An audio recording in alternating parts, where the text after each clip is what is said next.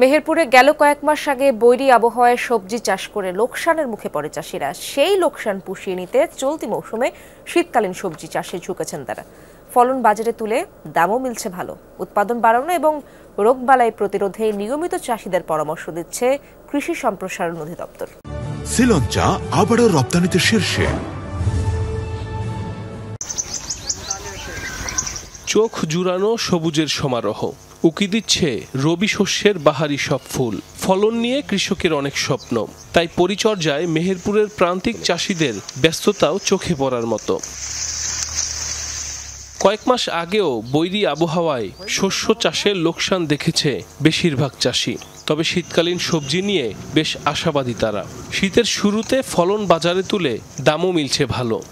এই বছরটা আপনার দাম ভালো, এই বছরটা হলো লাভ হবে। এখন চাহিদা আছে ভালো, বিক্রি করতে পারছি আমি ভালো, সিম ধরছে ভালো, কিন্তু বিষের দামটা একটু বেশি বাড়ি যায়। প্রত্যেক বছর গেলেই যে 20 টাকার আগে কিনতাম আপনার হলো 300 টাকা, সেটি হয়ে গেছে 350 টাকা। বেগুন বিঘা প্রতি আপনার 20,000-25,000 টাকা খরচ হয়, সার মাটির লেবারের দাম বেশি। তবে বেগুন হইলে বিঘা প্রতি আপনার 1.5 লাখ, 1 লাখ, 1.5 লাখ, 1,20,000-25,000 টাকা বেচা কেনা করা যায়। যদি বাজারটা থাকে তাহলে লাভটা হবে, আর যদি বাজার আরো কমে যায় তাহলে আর লাভ হবে না।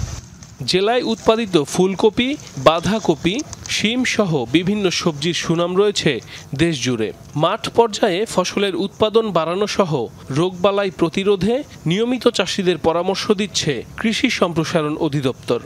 সঠিকভাবে রোগবালাই দমন করার পরামর্শ দিচ্ছি। বিশেষ করে হিউম্যান বডির জন্য বা কোনো ক্ষতিকারক না হয় এই ধরনের জৈব বা বালাইনাশক দিতে হয়, বায়োপেস্টিসাইড, এগুলো ব্যবহার করার জন্য পরামর্শ দিচ্ছি। মেহেরপুরের মাঠ থেকেই সবজি বিক্রি হয়, মাঠেই বস্তাবন্দি হয়, মাঠেই ট্রাক লোড হয়।